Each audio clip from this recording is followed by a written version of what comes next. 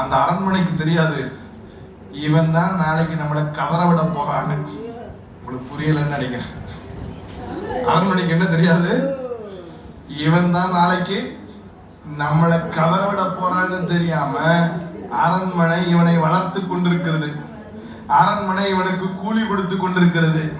அரண்மனை இவனை வளர்ப்பதற்காக இந்த தாய்க்கும் காணிக்கு தசபாகத்தை கொடுத்து கொண்டிருக்கிறது. ஆனால் அந்த அரண்மனைக்கு தெரியாது, ஒரு நாள் இல்ல ஒரு நாள் இவன் தான் நமக்கு கண்ணியாக.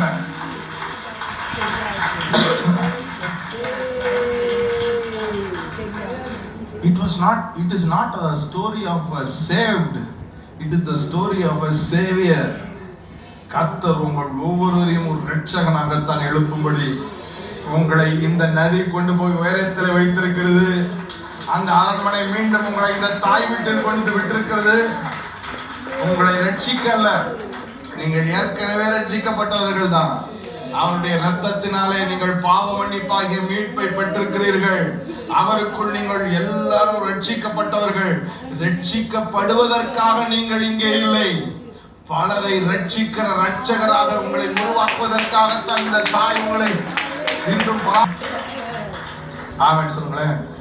இந்த தாயுடைய வளர்ப்பு எவ்வளவு முக்கியம் என்று நீங்கள் கவனித்து பாருங்கள். யாத்ராமத்தின் புஸ்தகம் 2ஆம் அதிகாரத்துல 11ஆம் வசனத்தை நீங்கள் கவனித்து பாருங்கள். ரொம்ப ரொம்ப beautiful secret you have to understand. மோசே பெரியவனான காலத்தில் எங்க இருக்கிறான்? எங்க இருக்கிறான்? சொல்லுங்க சொல்லுங்க, எங்க இருக்கிறான்? அரண்மனையில் இருக்கிறான்.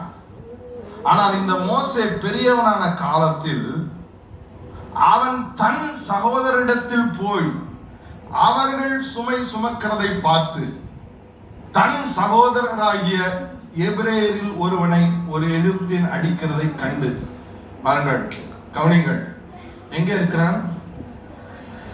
அரண்மனையில் இருந்தாலும் அவன் எகிப்தியனை தன் சகோதரனாக பார்க்கவில்லை, அவன் எபிரேயனை தான் தன் சகோதரனாக பார்த்தான்.